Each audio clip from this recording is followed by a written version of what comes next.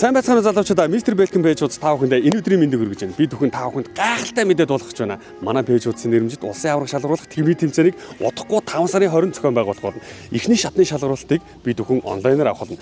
Та бүхэн энэ постны доотлолт сэтгэл хэсгээс дэлгэрэнгүй мэдээллийг аваарай. Ингээд 1-р байрын шагналд нь 20 сая төгрөг, 2-р байрын шагналд нь 5 сая төгрөг, 3-р байрын шагналд нь 3 сая төгрөг байдаг бодоо. Гайхалтай байна уу? Та бүхэнд 1 сарын хугацаа байна. Өнөөдрөөс ахуулаад бэлтгэлдээ гараарай.